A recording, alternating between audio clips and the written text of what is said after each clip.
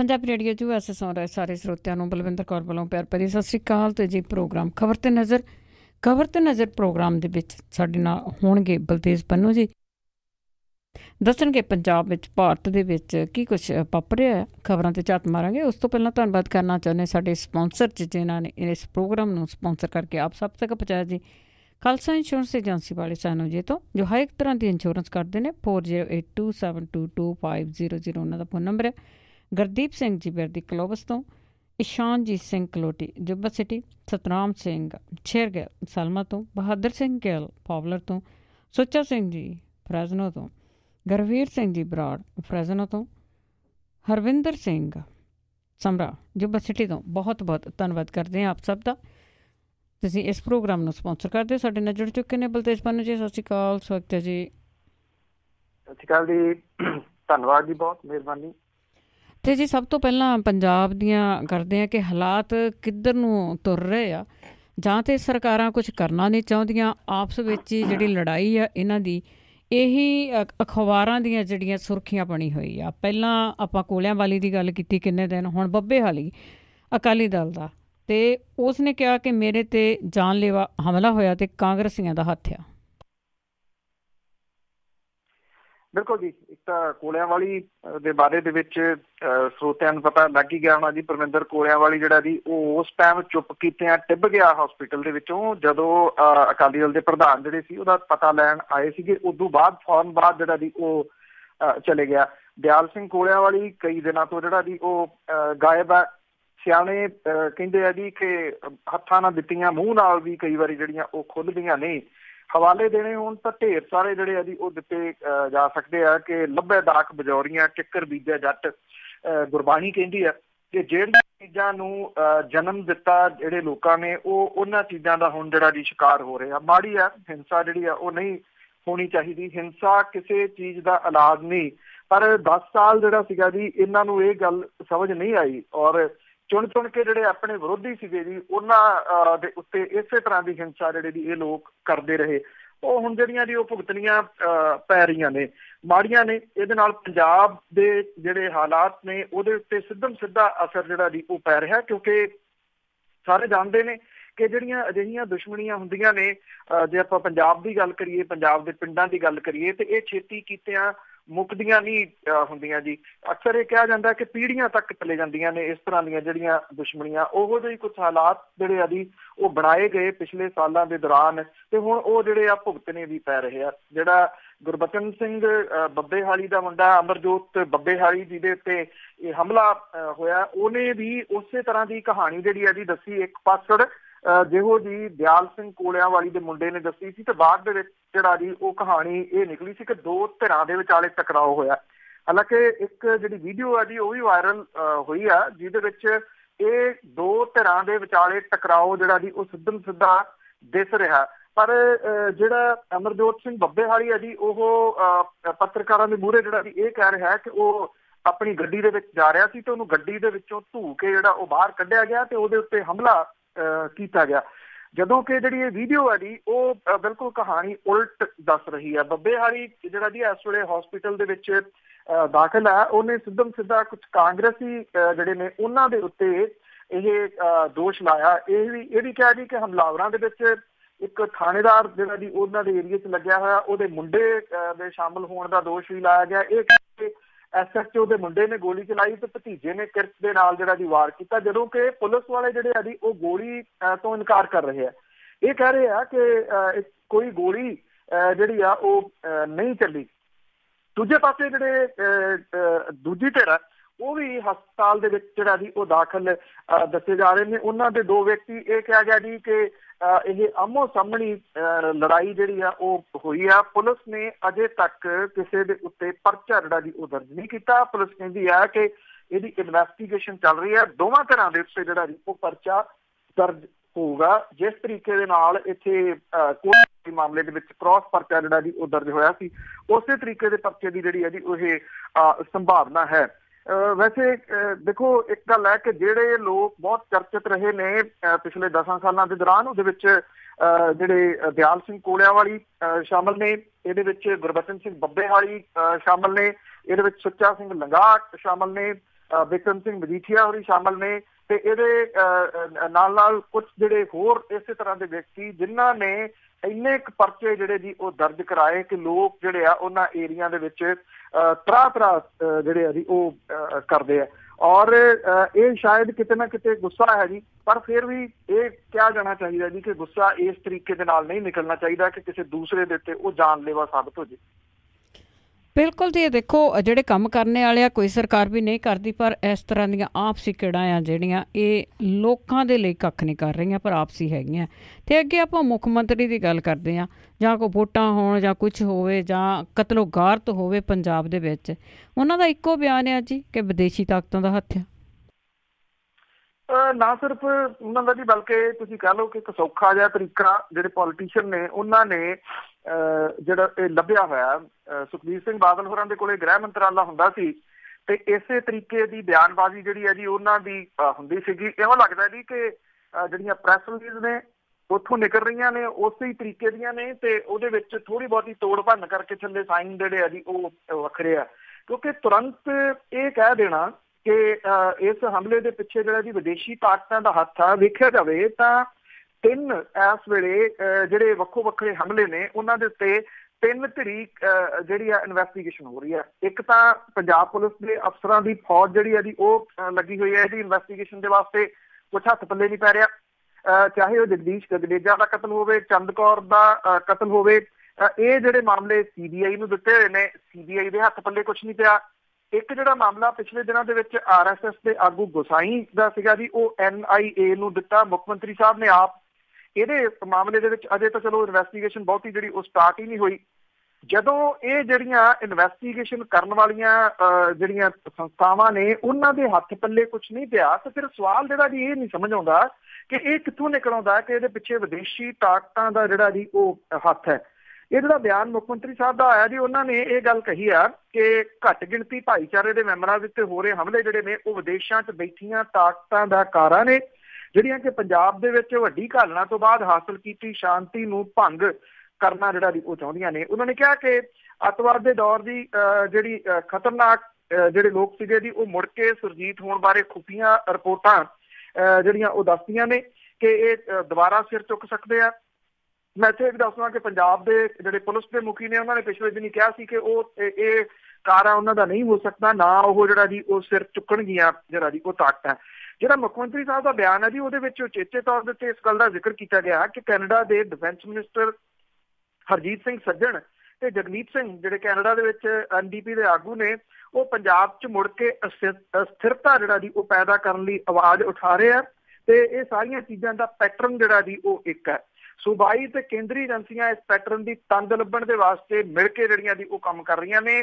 ਬਿਆਨ ਦੇ ਵਿੱਚ ਇਹ ਵੀ ਗੱਲ ਆਖੀ ਗਈ ਆ ਕਿ ਸੱਜੇ ਪੱਖੀ ਹਿੰਦੂ ਆਗੂਆਂ ਦੇ ਕਤਲ ਜਿਹੜੇ ਆ ਜੀ ਇੱਕੋ ਢੰਗ ਦੇ ਨਾਲ ਪਿਛਲੇ ਮਹੀਨੇ ਦੇ ਦੌਰਾਨ ਜਿਹੜੇ ਆ ਉਹ ਕੀਤੇ ਗਏ ਆ ਤੇ ਇਹ ਇੱਕੋ ਹੀ ਸੋਚ ਦੇ ਜਿਹੜੇ ਮਾਲਕ ਨੇ ਉਹਨਾਂ ਦੇ ਵੱਲੋਂ ਕੀਤੇ ਗਏ ਦੱਸੀਦੇ ਆ। ਇਹ ਮੁੱਖ ਮੰਤਰੀ ਸਾਹਿਬ ਦਾ ਜਿਹੜਾ ਜੀ ਉਹ ਬਿਆਨ ਆਇਆ। ਮੇਰਾ ਖਿਆਲ ਹੋ ਸਕਦਾ ਹੈ ਕਿ ਜਿਹੜੀਆਂ ਵੱਖ-ਵੱਖ ਏਜੰਸੀਆਂ ਜਿਹੜੀਆਂ ਕੰਮ ਕਰ ਰਹੀਆਂ ਨੇ ਉਹਨਾਂ ਦੇ ਵਾਸਤੇ ਇਹ ਕੋਈ ਲੀਡ ਹੋਵੇ, ਕਿਉਂਕਿ ਅਜੇ ਤੱਕ ਤਾਂ ਕੋਈ ਲੀਡ ਉਹਨਾਂ ਨੂੰ ਮਿਲੀ ਨਹੀਂ ਜੀ। ਜਿਸ ਤਰ੍ਹਾਂ ਤੁਸੀਂ ਦੱਸਿਆ ਹੀ ਆ ਕਿ ਉਹ ਪਹਿਲਾਂ ਹੀ ਕੁਛ ਨਾ ਕੁਛ ਕਹਿ ਦਿੰਦੇ ਆ। ਅਤੇ ਅੱਗੇ ਆਪਾਂ ਗੈਂਗਸਟਰਾਂ ਦੀ ਜੇ ਗੱਲ ਕਰੀਏ, ਇਹ ਬਹੁਤ ਪੁਰਾਣੀਆਂ ਗੱਲਾਂ ਆ ਕਿ ਪਹਿਲਾਂ ਵੀ ਗੈਂਗਸਟਰ ਆਪਣੇ ਸੋਸ਼ਲ ਮੀਡੀਆ ਚਲਾਉਂਦੇ ਰਹੇ ਆ ਜੇਲ੍ਹ ਦੇ ਵਿੱਚੋਂ, ਅਤੇ ਡਰੱਗ ਵੀ ਬਿਲਕੁਲ ਸ਼ਰੇਆਮ ਚੱਲਦੀ ਆ ਅਤੇ ਇਸੇ ਤਰ੍ਹਾਂ ਇਹ ਜਸ਼ਨ ਵੀ ਇਸੇ ਤਰ੍ਹਾਂ ਮਨਾਉਂਦੇ ਆ। ਅਤੇ ਹੁਣ ਵੀ ਇੱਕ ਬਾਹਰ ਆਈ ਹੈ ਕਿ ਜਿਹੜੇ ਜੇਲ੍ਹ ਦੇ ਵਿੱਚ ਅੰਮ੍ਰਿਤਸਰ ਦੇ ਵਿੱਚ ਆ ਗੈਂਗਸਟਰ ਆ, ਉਹ ਆਪਣੇ ਜਨਮ ਦਿਨ ਮਨਾਉਂਦੇ ਆ, ਮੇਲੇ ਲਾਉਂਦੇ ਆ, ਪਰ ਜਦੋਂ ਇਸ ਚੀਜ਼ ਦਾ ਪਤਾ ਲੱਗਦਾ ਹੈ ਤੇ ਜੇਲ੍ਹ ਦੇ ਵਿੱਚੋਂ ਕੋਈ ਜਵਾਬ ਹੀ ਨਹੀਂ ਆ ਰਿਹਾ। ਬਿਲਕੁਲ ਜੀ, ਇਹ ਜੱਗੂ ਭਗਵਾਨਪੁਰੀਆ ਹੈ ਜੀ, ਉਹਦੇ ਜਨਮ ਦਿਨ ਦੇ ਜਿਹੜੇ ਜਸ਼ਨ ਮਨਾਏ ਗਏ ਅੰਦਰ ਉਹਦੀ ਵੀਡੀਓ ਜਿਹੜੀ ਆ ਉਹ ਵਾਇਰਲ ਹੋਈ ਆ। ਜਿਹੜੇ ਇਹਦੇ ਵਿੱਚ ਉਹਦੇ ਸਾਥੀ ਨੇ ਜੀ ਉਹਨਾਂ ਨੇ ਸਭ ਨੇ ਆਪਣੇ ਹੱਥਾਂ ਦੇ ਵਿੱਚ ਮਹਿੰਗੇ ਫੋਨ ਜਿਹੜੇ ਆ ਉਹ ਫੜੇ ਹੋਏ ਆ, ਜਦੋਂ ਕਿ ਜੇਲ੍ਹ ਦੇ ਅੰਦਰ ਜਿਹੜਾ ਜੀ ਉਹ ਫੋਨ ਨਹੀਂ ਵਰਤਿਆ ਜਾ ਰਿਹਾ ਜੀ।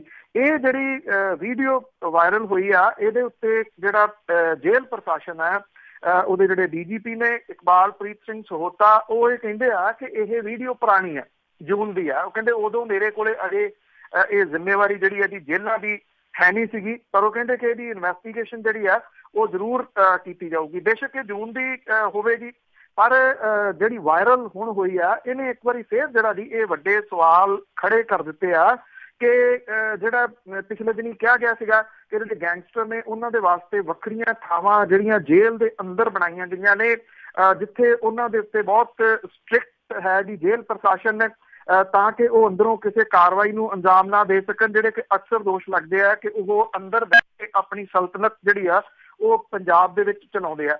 ਇਹ ਗੱਲਾਂ ਬੜੀ ਵਾਰੀ ਜਿਹੜੀਆਂ ਜੀ ਉਹ ਸਾਹਮਣੇ ਆਈਆਂ ਨੇ। ਇੱਕ ਵਾਰੀ ਫੇਰ ਇਹ ਜਿਹੜੀ ਵੀਡੀਓ ਜਦੋਂ ਸਾਹਮਣੇ ਆਈ ਆ ਤਾਂ ਉਦੋਂ ਬਾਅਦ ਜਿਹੜਾ ਜੀ ਜੇਲ੍ਹ ਪ੍ਰਸ਼ਾਸਨ ਤੇ ਪ੍ਰਸ਼ਾਸਨ ਜਿਹੜਾ ਜੀ ਸਰਕਾਰੀ ਉਹਦੀ ਕਾਰਗੁਜ਼ਾਰੀ ਦੇ ਉੱਤੇ ਸਵਾਲੀਆ ਚਿੰਨ੍ਹ ਤਾਂ ਜਿਹੜੇ ਆ ਜੀ ਉਹ ਖੜੇ ਹੋ ਗਏ ਆ। 10 ਮਹੀਨੇ ਪਹਿਲਾਂ ਨਾਭੇ ਦੀ ਜਿਹੜੀ ਸਭ ਤੋਂ ਜ਼ਿਆਦਾ ਸੁਰੱਖਿਅਤ ਜੇਲ੍ਹ ਸਮਝੀ ਜਾਂਦੀ ਆ, ਇਹਦੇ ਵਿੱਚੋਂ ਨਾਮੀ ਜਿਹੜੇ ਗੈਂਗਸਟਰ ਸੀਗੇ ਜੀ ਉਹ ਤਾਇਨਾਤ ਹੋ ਗਏ ਸੀਗੇ। ਅੰਮ੍ਰਿਤਸਰ ਜੇਲ੍ਹ ਦੇ ਵਿੱਚ ਤਾਇਨਾਤ ਕਿਸੇ ਵੀ ਮੁਲਾਜ਼ਮ ਦਾ ਅਫਸਰ ਨੇ ਜਸ਼ਨਾਂ ਦੀ ਭਾਫ਼ ਜਿਹੜੀ ਜੀ ਉਹ ਨਹੀਂ ਨਿਕਲ ਦਿੱਤੀ, ਜਿਹਦੇ ਕਰਕੇ ਇਹ ਸਾਰਾ ਮਾਮਲਾ ਸ਼ੱਕੀ ਬਣ ਗਿਆ। ਦੂਜੇ ਪਾਸੇ ਪੰਜਾਬ ਦੀਆਂ ਜੇਲ੍ਹਾਂ ਦੀ ਬਦਤਰ ਹਾਲਤ ਕਰਕੇ ਜਿਹੜੇ ਜੀ ਕੋਈ ਨੌਜਵਾਨ ਜੇਲ੍ਹ ਵਿਭਾਗ ਦੇ ਵਿੱਚ ਅਫਸਰ ਵਜੋਂ ਨੌਕਰੀ ਕਰਨ ਲਈ ਤਿਆਰ ਨਹੀਂਗਾ। ਪੰਜਾਬ ਪੁਲਿਸ ਦਾ ਕੋਈ ਵੀ ਅਫਸਰ ਜੇਲ੍ਹਾਂ 'ਚ ਤਾਇਨਾਤੀ ਲਈ ਤਿਆਰ ਨਹੀਂਗਾ।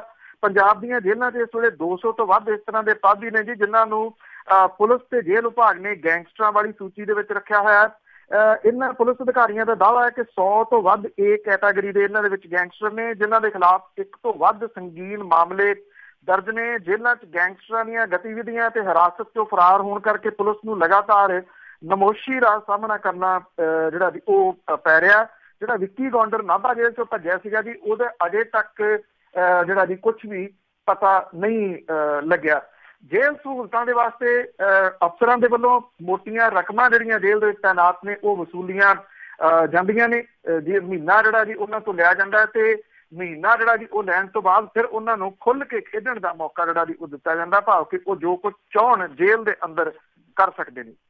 ਬਿਲਕੁਲ ਜੀ, ਕਰਦੇ ਵੀ ਨੇ, ਪਰ ਜੇਲਰਾਂ ਕੋਲ ਜਵਾਬ ਕੋਈ ਨਹੀਂ। ਤੇ ਅੱਗੇ ਆਪਾਂ ਜਿਸ ਤਰ੍ਹਾਂ ਹਿੰਦੂ ਆਗੂਆਂ ਦੇ ਕਤਲ ਹੋਏ ਆ, ਜਿਸ ਤਰ੍ਹਾਂ ਅੰਮ੍ਰਿਤਸਰ ਦੇ ਵਿੱਚ ਕਤਲ ਹੋਇਆ ਆ, ਤੇ ਉਸ ਤੋਂ ਬਾਅਦ ਸਥਿਤੀ ਕਿਸ ਤਰ੍ਹਾਂ ਦੀ ਆ ਅੰਮ੍ਰਿਤਸਰ ਦੇ ਵਿੱਚ? ਬੜੀ ਤਣਾਅ ਵਾਲੀ ਜਿਹੜੀ ਇਹਦੀ ਉਹ ਬਣੀ ਹੋਈ ਆ।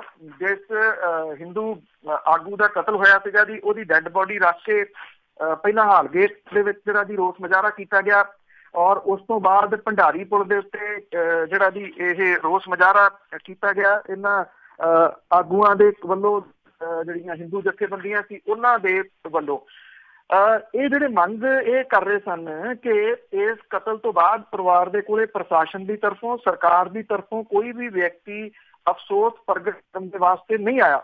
ਇਹ ਵੀ ਮੰਗ ਕਰ ਰਹੇ ਸੀਗੇ ਜੀ ਕਿ ਕਤਲ ਕੀਤੇ ਗਏ ਵਿਅਕਤੀ ਦੇ ਪਰਿਵਾਰ ਦੇ ਕਿਸੇ ਮੈਂਬਰ ਨੂੰ ਨੌਕਰੀ ਦਿੱਤੀ ਜਾਵੇ ਤੇ ਉਹਨਾਂ ਦੀ ਫਾਈਨੈਂਸ਼ਲੀ ਮਦਦ ਜਿਹੜੀ ਆ ਉਹ ਕੀਤੀ ਜਾਵੇ।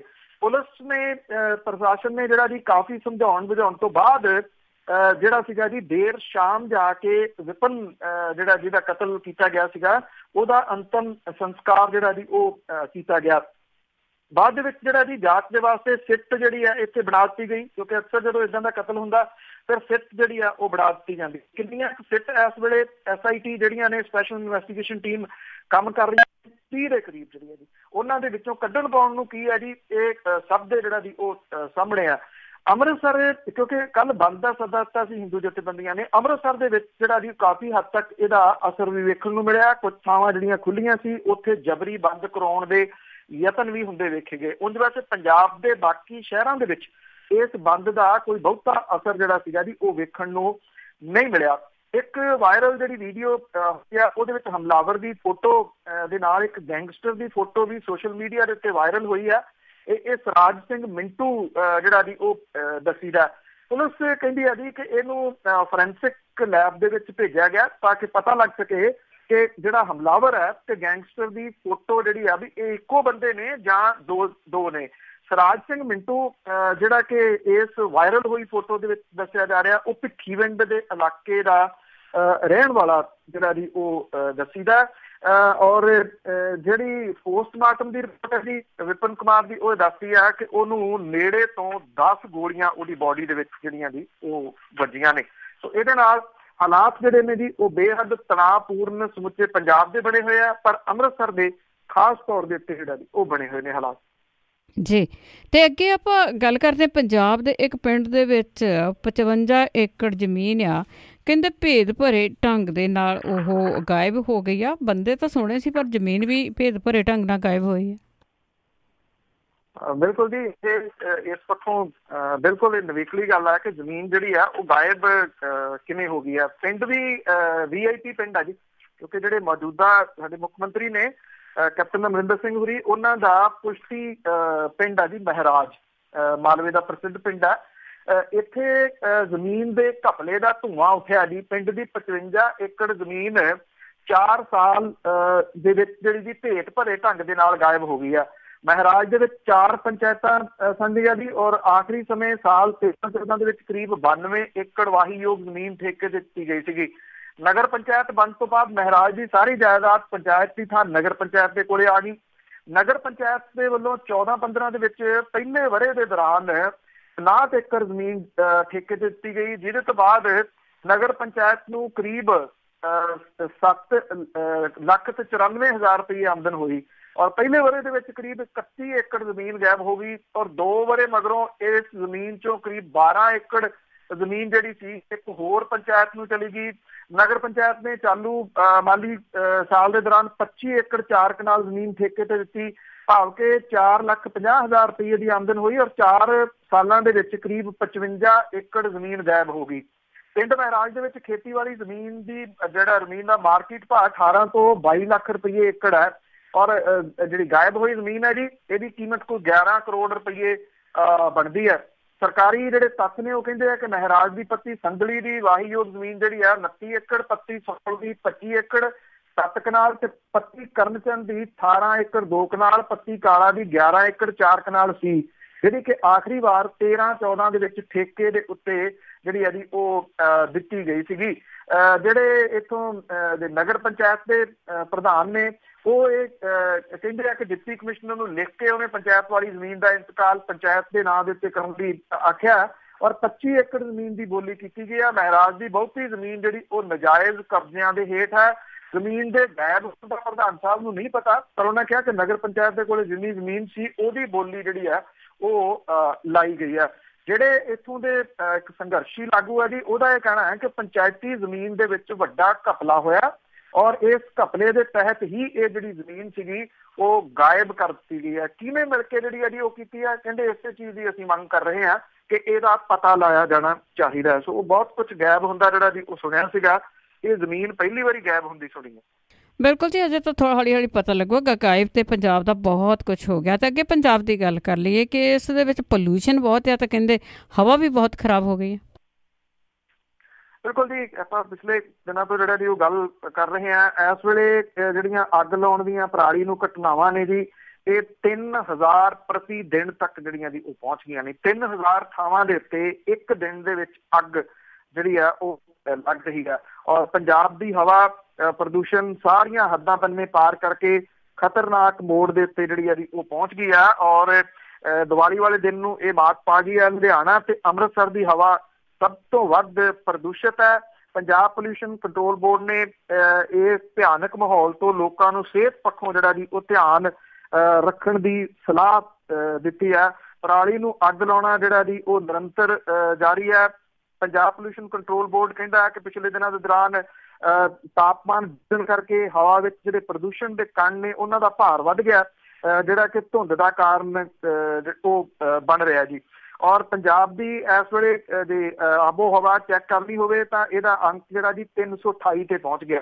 100 ਜਿਹੜਾ ਅੰਕ ਹੈ ਜੀ ਉਹ ਠੀਕ ਠਾਕ ਦੱਸਿਆ ਜਾਂਦਾ, ਭਾਵ ਕਿ ਸਾਹ ਉਹਦੇ ਚ ਲਿਆ ਜਾ ਸਕਦਾ। ਲੁਧਿਆਣੇ ਦੇ ਵਿੱਚ ਇਹ 377 ਤੇ ਪਹੁੰਚ ਗਿਆ ਤੇ ਅੰਮ੍ਰਿਤਸਰ ਦੇ ਵਿੱਚ 333 ਤੱਕ ਜਿਹੜਾ ਜੀ ਇਹ ਪਹੁੰਚ ਚੁੱਕਿਆ ਹੈ। ਤੁਸੀਂ ਅੰਦਾਜ਼ਾ ਲਾ ਸਕਦੇ ਹੋ ਕਿ ਜਦੋਂ ਇਹ 100 ਤੋਂ 333 ਦਾ ਐਡਾ ਵੱਡਾ ਫਾਸਲਾ ਜਿਹੜਾ ਜੀ ਹੋਵੇ ਤੇ ਕਿਹੋ ਜਿਹੇ ਹਾਲਾਤ ਜਿਹੜੇ ਜੀ ਉਹ ਸਾਹ ਲੈਣ ਦੇ ਵਾਸਤੇ ਹੋ ਸਕਦੇ ਆ। ਇਸ ਵੇਲੇ ਹਸਪਤਾਲਾਂ ਦੇ ਵਿੱਚ ਮੈਂ ਪਹਿਲਾਂ ਵੀ ਸਾਂਝਾ ਕੀਤਾ ਸੀ ਕਿ ਬੱਚਿਆਂ ਦੇ ਸਭ ਤੋਂ ਵੱਧ ਕੇਸ ਜਿਹੜੇ ਆ ਜੀ ਉਹ ਆ ਰਹੇ ਆ। ਛੋਟੇ ਬੱਚੇ ਜਿਹੜੇ ਨੇ ਸਾਲ ਤੋਂ ਘੱਟ ਉਮਰ ਦੇ, ਉਹਨਾਂ ਦੇ ਉੱਤੇ ਇਹਦਾ ਬਹੁਤ ਵੱਡਾ ਅਸਰ ਜਿਹੜਾ ਜੀ ਉਹ ਪੈ ਰਿਹਾ। ਬਜ਼ੁਰਗਾਂ ਦੇ ਉੱਤੇ ਇਹਦਾ ਅਸਰ ਪੈ ਰਿਹਾ। ਦਮੇ ਦੀ ਬਿਮਾਰੀ ਦੇ ਜਿਹੜੇ ਪੀੜਤ ਲੋਕ ਨੇ ਉਹ ਬੂਹੇ ਮਾਰ ਕੇ ਅੰਦਰ ਜਿਹੜਾ ਜੀ ਘਰ ਦੇ ਅੰਦਰ ਕੈਦ ਹੋਣ ਦੇ ਵਾਸਤੇ ਮਜਬੂਰ ਹੋਏ ਪਏ ਆ। ਇੰਨਾ ਕੁਝ ਜਿਹੜਾ ਜੀ ਹੋਇਆ, ਇੰਨਾ ਰੌਲਾ ਜਿਹੜਾ ਉਹ ਪਾਇਆ ਗਿਆ। ਪਰ ਹੈਰਾਨੀ ਵਾਲੀ ਗੱਲ ਹੈ ਜੀ ਕਿ ਲੋਕ ਜਿਹੜੇ ਨੇ ਉਹ ਨਹੀਂ ਸਮਝ ਰਹੇ। ਉਹ ਕਹਿੰਦੇ ਆ ਕਿ ਅਸੀਂ ਤਾਂ ਜਿਹੜਾ ਜੀ ਉਹ ਸਾੜਾਂਗੇ। ਇਹਦੇ ਉੱਤੇ ਸਿਆਸਤ ਜਿਹੜੀ ਆ ਜੀ ਉਹ ਵੀ ਬੜੀ ਖਤਰਨਾਕ ਹੈ। ਸ਼ਾਇਦ ਇਸ ਪਰਾਲੀ ਦੇ ਧੂਏ ਨਾਲੋਂ ਵੱਧ ਖਤਰਨਾਕ ਹੈ ਜੀ ਸਿਆਸਤ। ਜਦੋਂ ਜਿਹੜੀਆਂ ਵਿਰੋਧੀ ਧਿਰਾਂ ਨੇ ਬਜਾਏ ਇਹਦੇ ਕਿ ਉਹ ਵਾਤਾਵਰਨ ਦੇ ਵਾਸਤੇ ਕੁਛ ਜਿਹੜਾ ਦੀ ਹੱਲ ਦੇ ਵੱਲ ਨੂੰ ਤੁਰਨ।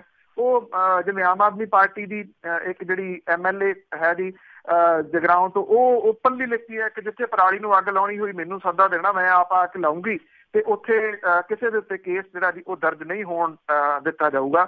ਇਹ ਉਹ ਮਸਲੇ ਨੇ ਜੀ ਜਿਹੜੇ ਸਾਰਿਆਂ ਦੇ ਨਾਲ ਜੁੜੇ ਹੋਏ ਨੇ। ਪਰਾਲੀ ਨੂੰ ਅੱਗ ਲਾਉਣ ਦੇ ਨਾਲ ਪਰਾਲੀ ਨੂੰ ਅੱਗ ਲਾਉਣ ਵਾਲਾ ਕਿਹੜਾ ਇਹਦੇ ਚ ਸੁਰੱਖਿਅਤ ਹੈ ਜੀ, ਉਹ ਵੀ ਓਨਾ ਹੀ ਅਣਸੁਰੱਖਿਅਤ ਹੈ, ਉਹਦੀ ਵੀ ਸਿਹਤ ਓਨੀ ਹੀ ਖਰਾਬ ਹੋ ਰਹੀ ਹੈ।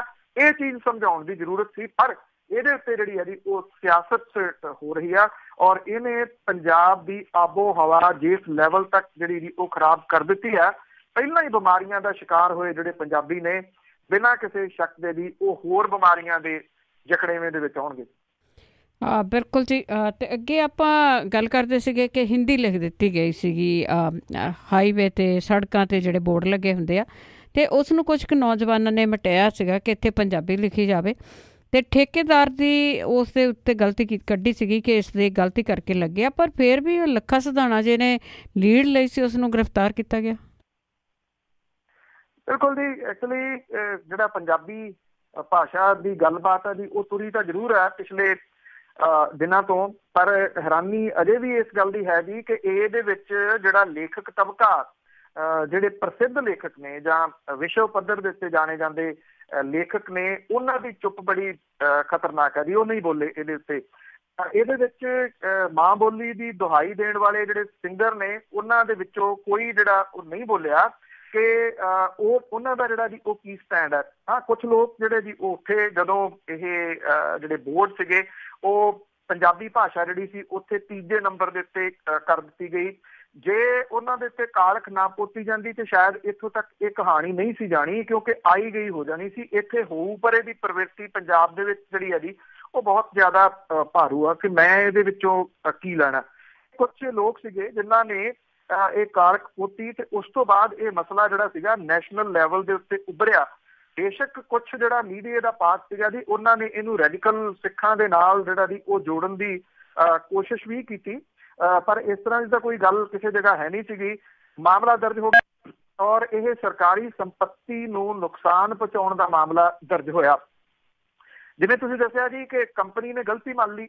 ਕੰਪਨੀ ਨੇ ਉਹਨੂੰ ਇਹ ਵੀ ਹੁਕਮ ਚਾੜ ਦਿੱਤੇ ਗਏ ਜੀ ਕਿ ਕੰਪਨੀ ਜਿਹੜੀ ਆ ਇਹ ਸਾਈਨ ਬੋਰਡ ਚੇਂਜ ਕਰੇ। ਸਾਈਨ ਬੋਰਡ ਚੇਂਜ ਹੋ ਰਹੇ ਆ, ਅਗਲੇ ਕੁਝ ਦਿਨਾਂ ਦੇ ਦੌਰਾਨ ਚੇਂਜ ਹੋ ਜਾਣੇ ਆ। ਜਦੋਂ ਕੰਪਨੀ ਜਿਹੜੀ ਆ ਜੀ ਉਹ ਗਲਤ ਮੰਨ ਰਹੀ ਆ, ਬਜਾਏ ਇਹਦੇ ਕਿ ਜਿਨ੍ਹਾਂ ਨੇ ਇਹ ਬੋਰਡ ਛਾਪੇ ਉਹਨਾਂ ਦੇ ਉੱਤੇ ਮਾਮਲਾ ਦਰਜ ਕੀਤਾ ਜਾਵੇ ਕਿ ਉਹਨਾਂ ਨੇ ਗਲਤ ਬੋਰਡ ਜਿਹੜੇ ਸੀ ਉਹ ਕਿਉਂ ਛਾਪੇ, ਉਹਨਾਂ ਤੇ ਕੋਈ ਮਾਮਲਾ ਦਰਜ ਨਹੀਂ ਕੀਤਾ ਗਿਆ। ਉਹਨਾਂ ਨੂੰ ਸਿਰਫ ਇਹ ਕਿਹਾ ਗਿਆ ਜੀ ਕਿ ਉਹ ਬੋਰਡ ਬਦਲ ਦੇਣ, ਬਸ ਇੱਥੋਂ ਤੱਕ ਹੀ ਠੀਕ ਹੈ। ਤੇ ਜਿਹੜੇ ਲੋਕਾਂ ਨੇ ਇਹ ਮਾਮਲਾ ਚੁੱਕਿਆ ਜਿਹਦੇ ਵਿੱਚ ਲੱਖਾ ਸਿਧਾਣਾ ਵੀ ਇੱਕ ਹੈ, ਉਹਨੂੰ ਗ੍ਰਿਫਤਾਰ ਜਿਹੜਾ ਉਹ ਕਰ ਲਿਆ ਗਿਆ। ਉਹਦੇ ਉੱਤੇ ਸਰਕਾਰੀ ਸੰਪत्ति ਨੂੰ ਨੁਕਸਾਨ ਪਹੁੰਚਾਉਣ ਦਾ ਮਾਮਲਾ ਦਰਜ ਹੈ। ਲੱਖਾ ਸਿਧਾਣਾ ਇਕੱਲਾ ਨਹੀਂ ਗਾ ਜੀ, ਇਹਦੇ ਉੱਤੇ ਤਕਰੀਬਨ 20 ਦੇ ਕਰੀਬ ਹੋਰ ਲੋਕ ਨੇ ਨੋਨ ਨੇ ਜਿਹੜੇ, ਉਹਨਾਂ ਦੇ ਉੱਤੇ ਵੀ ਜਿਹਦੇ ਵਿੱਚ ਬਾਬਾ ਹਰਦੀਪ ਸਿੰਘ ਜਿਹੜਾ ਜੀ ਉਹ ਸ਼ਾਮਲ ਹੈ, ਉਹਨਾਂ ਦੇ ਉੱਤੇ ਵੀ ਇਹ ਮਾਮਲਾ ਦਰਜ ਕੀਤਾ ਗਿਆ। ਇਹਨਾਂ ਲੋਕਾਂ ਦਾ ਇਹ ਕਹਿਣਾ ਲੱਖੇ ਸਿਧਾਣੇ ਦਾ ਵੀ ਕਿ ਉਹ ਇਸ ਮਾਮਲੇ ਦੇ ਵਿੱਚ ਜ਼ਮਾਨਤ ਨਹੀਂ ਲਊਗਾ। ਉਹਦਾ ਇਹ ਕਹਿਣਾ ਕਿ ਉਹ ਸੰਘਰਸ਼ ਕਰੂਗਾ ਔਰ ਪੰਜਾਬੀ ਬੋਲੀ ਦਾ ਇਹ ਮਾਮਲਾ ਜਿਹੜਾ ਜੀ ਗ੍ਰਿਫਤਾਰ ਹੋ ਕੇ ਹੋਰ ਅੱਗੇ ਵਧਾਊਗਾ। ਇਸੇ ਕਰਕੇ ਵੈਸੇ ਉਹਨੂੰ ਅਗਾਊਂ ਜ਼ਮਾਨਤ ਇਹਦੇ ਵਿੱਚ ਮਿਲ ਸਕਦੀ ਸੀ ਜੇ ਉਹ ਅਦਾਲਤ ਤੱਕ ਅਪਰੋਚ ਕਰਦਾ, ਪਰ ਉਹਨੇ ਇਹ ਜ਼ਮਾਨਤ ਲਈ ਨਹੀਂ ਤੇ ਉਹਦੀ ਗ੍ਰਿਫਤਾਰੀ ਤੋਂ ਬਾਅਦ ਜਿਹੜਾ ਜੀ ਇਹ ਮਾਮਲਾ ਹੋਰ ਭਖ ਸਕਦਾ। ਪਿਛਲੇ ਦਿਨੀ ਇੱਥੇ ਜਿਹੜੀ ਡਾਕਟਰ ਗਾਂਧੀ ਜਿਹੜੇ ਮੈਂਬਰ ਪਾਰਲੀਮੈਂਟ ਨੇ, ਉਹਨਾਂ ਨੇ ਮੀਟਿੰਗ ਰੱਖੀ ਸੀ ਇਹਦੇ ਸੰਬੰਧ ਦੇ ਵਿੱਚ, ਤੇ ਉੱਥੇ ਵੀ ਉਹਨਾਂ ਨੇ ਇਹ ਮਤਾ ਵੀ ਜਿਹੜਾ ਪਾਇਆ ਸੀਗਾ ਇਹ ਮਾਮਲਾ ਜਿਹੜਾ ਦਰਜ ਕੀਤਾ ਗਿਆ, ਇਹ ਮਾਮਲੇ ਰੱਦ ਹੋਣੇ ਚਾਹੀਦੇ ਆ। ਜਦੋਂ ਖਾਸ ਤੌਰ ਦੇ ਉੱਤੇ ਕੰਪਨੀ ਮੰਨ ਰਹੀ ਹੈ ਕਿ ਉਹਦੀ ਗਲਤੀ ਆ, ਤੇ ਉਸ ਤੋਂ ਬਾਅਦ ਹੈਰਾਨੀ ਵਾਲੀ ਗੱਲ ਇਹ ਹੈ ਜੀ ਕਿ ਇਹ ਜਿਹੜੇ ਮਾਮਲੇ ਦਰਜ ਕੀਤੇ ਗਏ ਇਹਨਾਂ ਨੂੰ ਰੱਦ ਕਿਉਂ ਨਹੀਂ ਕੀਤਾ ਗਿਆ। ਬਿਲਕੁਲ ਜੀ, ਇਹ ਤਾਂ ਇਹਨਾਂ ਨੂੰ ਆ ਕਿ ਸਿਰ ਸੁੱਟ ਕੇ ਸੁਣੀ ਜਾਵੋ ਕਿ ਅਸੀਂ ਕੀ ਕਰਦੇ ਹਾਂ, ਕੀ ਲਿਖਦੇ ਹਾਂ, ਕੀ ਕਰਨਾ ਆ। ਤੇ ਅੱਗੇ ਆਪਾਂ ਅਖੀਰ ਦੇ ਵਿੱਚ ਗੱਲ ਕਰਦੇ ਹਾਂ, ਯੂਪੀ ਦੇ ਮੁੱਖ ਮੰਤਰੀ ਦੇ ਦਫ਼ਤਰ ਨੂੰ ਭਗਵਾ ਰੰਗ ਚੜਿਆ। ਬਿਲਕੁਲ ਜੀ, ਭਗਵਾ ਬਾਣਾ ਪਾਉਣ ਵਾਲੇ ਯੂਪੀ ਦੇ ਮੁੱਖ ਮੰਤਰੀ ਯੋਗੀ ਆਦਿੱਤਿਆ ਦੇ ਸੂਬੇ ਦੇ ਵਿੱਚ ਰਾਜਧਾਨੀ ਦੇ ਵਿੱਚ ਜਿਹੜਾ ਉਹਦਾ ਦਫ਼ਤਰ ਹੈ ਜੀ, ਉਹਨੂੰ ਭਗਵਾ ਰੰਗ ਜਿਹੜਾ ਜੀ ਉਹ ਕੀਤਾ ਜਾ ਰਿਹਾ। ਲਾਲ ਬਹਾਦਰ ਸ਼ਾਸਤਰੀ ਭਵਨ ਨੂੰ ਰਵਾਇਤੀ ਤੌਰ ਦੇ ਉੱਤੇ ਚਿੱਟਾ ਤੇ ਨੀਲਾ ਰੰਗ ਜਿਹੜਾ ਜੀ ਉਹ ਹੁੰਦਾ, ਪਰ ਇਹਨੂੰ ਹੁਣ ਭਗਵਾ ਰੰਗ ਬੜੀ ਤੇਜ਼ੀ ਦੇ ਨਾਲ ਇਹਦੀਆਂ ਕਲੀਆਂ ਜਿਹੜੀਆਂ ਜੀ ਉਹ ਜਾਰੀ ਨੇ। ਸਟੇਟ ਵਿਭਾਗ ਦੇ ਅਧਿਕਾਰੀ ਕਹਿੰਦੇ ਆ ਕਿ ਇਸ ਇਮਾਰਤ ਦੀਆਂ ਬਾਹਰੀ ਕੰਧਾਂ ਤੋਂ ਲੈ ਕੇ ਛੱਜੇ ਤੱਕ ਨੂੰ ਭਗਵਾ ਰੰਗ ਕੀਤਾ ਜਾ ਰਿਹਾ। ਮੁੱਖ ਸਕੱਤਰ ਦਾ ਦਫ਼ਤਰ ਵੀ ਇਹਦੇ ਵਿੱਚ ਹੈ। ਅਧਿਕਾਰੀ ਕਹਿੰਦੇ ਆ ਕਿ ਇਸ ਇਮਾਰਤ ਦੀ ਮੁਰੰਮਤ ਤੇ ਭਗਵਾ ਰੰਗ ਕਰਨ ਦੇ ਪ੍ਰਸਤਾਵ ਨੂੰ ਸਾਰਿਆਂ ਨੇ ਮਿਲ ਕੇ ਮਨਜ਼ੂਰੀ ਦਿੱਤੀ ਸੀਗੀ ਔਰ ਇਹਦੇ ਉੱਤੇ ਕੰਮ ਜਿਹੜਾ ਜੀ ਉਹ ਸ਼ੁਰੂ ਹੋ ਚੁੱਕਿਆ ਹੈ। ਆਦਿੱਤਿਆਨਾਥ ਜਿਹੜਾ ਯੋਗੀ ਆਦਿੱਤਿਆਨਾਥ ਨੇ ਉਹਨਾਂ ਦੇ ਮੁੱਖ ਮੰਤਰੀ ਦਫ਼ਤਰ ਤੋਂ ਬਣਨ ਤੋਂ ਬਾਅਦ ਉਹਨਾਂ ਦੇ ਦਫ਼ਤਰ ਦੇ ਪਰਦੇ, ਉਹਨਾਂ ਦੀ ਕੁਰਸੀ ਦਾ ਰੰਗ, ਜਿਹੜੇ ਤੌਲੀਏ ਵਰਤਦੇ ਨੇ ਸਰਕਾਰੀ ਤੌਰ ਦੇ ਉੱਤੇ, ਇਹ ਵੀ ਸਾਰੇ ਦੇ ਸਾਰੇ ਜਿਹੜੇ ਆ ਜੀ ਉਹ ਭਗਵੇਂ ਹੋ ਗਏ ਆ। ਕੁਰਸੀ ਵੀ ਭਗਵੀਂ ਆ ਤੇ ਤੌਲੀਏ ਵੀ ਜਿਹੜੇ ਜੀ ਉਹ ਭਗਵੇਂ ਨੇ। ਸੋ ਜਿਹੜਾ ਹਿਡਨ ਏਜੰਡੇ ਜਿਹੜੀ ਗੱਲ ਚੱਲਦੀ ਸੀ ਨਾ ਜੀ, ਉਹ ਸਭ ਦੇ ਸਾਹਮਣੇ ਆ ਕਿ ਹਿਡਨ ਏਜੰਡਾ ਜਿਹੜਾ ਜੀ ਉਹ ਕੀ ਸੀਗਾ। ਮੰਨ ਲਓ ਜੇ ਬਿਲਡਿੰਗ ਦਾ ਰੰਗ ਤੁਸੀਂ ਭਗਵਾ ਕਰ ਦਿੰਦੇ ਹੋ ਤਾਂ ਉਹਦੇ ਨਾਲ ਕੀ ਲੋਕਾਂ ਦੀ ਸੋਚ ਜਿਹੜੀ ਆ ਜੀ ਉਹ ਭਗਵੀਂ ਹੋ ਜੂਗੀ। ਮੇਰਾ ਖਿਆਲ ਤਾਂ ਆਮ ਬੰਦੇ ਦੀ ਤਾਂ ਇਹ ਸਮਝ ਤੋਂ ਪਰੇ ਵਾਲੀ ਗੱਲ ਆ ਜੀ। ਇਹ ਕਿਹੋ ਜਿਹੀ ਕਹਾਣੀ ਤੋਰ ਲਈ ਗਈ ਆ। ਜਿਹੜੀ ਭੁੱਖਮਰੀ ਜਾਂ ਜਿਹੜੀ ਸਿੱਖਿਆ ਖੇਤਰ ਹੈ, ਚਾਹੇ ਉਹ ਸਿਹਤ ਦਾ ਖੇਤਰ ਹੈ, ਉਨ ਕੰਮਾਂ ਦੇ ਵਿੱਚ ਜਿਹੜਾ ਜੀ ਧਿਆਨ ਦੇਣ ਦੀ ਬਜਾਏ ਧਿਆਨ ਕਿਸ ਪਾਸੇ ਵੱਲ ਲੱਗ ਗਿਆ, ਕੁਝ ਸਮਝ ਨਹੀਂ ਲੱਗ ਰਿਹਾ। ਜੀ ਜੀ ਬਿਲਕੁਲ, ਦੇਸ਼ ਦੀ ਤਰੱਕੀ ਵੱਲ ਤਾਂ ਕੋਈ ਨਹੀਂ, ਉਹਨਾਂ ਨੇ ਤਾਂ ਦੇਸ਼ ਨੂੰ ਭਗਵਾ ਕਰਨ ਲਿਆ। ਬਹੁਤ ਬਹੁਤ ਧੰਨਵਾਦ ਬਲਤੇਜ ਪੰਨੂ ਜੀ। ਮਿਹਰਬਾਨੀ ਜੀ, ਧੰਨਵਾਦ ਜੀ, ਸਤਿ ਸ਼੍ਰੀ ਅਕਾਲ ਜੀ। ਤੇ ਸਰੋਤੇ ਸਨ ਬਲਤੇਜ ਪੰਨੂ ਜੀ, ਸਾਡੇ ਨਾਲ ਜੁੜਦੇ ਨੇ, ਕਰਦੇ ਨੇ ਖਬਰਾਂ। ਹੁਣ ਇਸੇ ਦੇ ਨਾਲ ਸਾਡਾ ਅੱਜ ਦਾ ਬੁਲਟਨ ਇੱਥੇ ਹੀ ਸਮਾਪਤ। ਹੁਣ ਬਲਵਿੰਦਰ ਕੌਰ ਵੱਲੋਂ ਆਪ ਸਭ ਨੂੰ ਹੀ ਪਿਆਰ ਭਰੀ ਸਤਿ ਸ਼੍ਰੀ ਅਕਾਲ।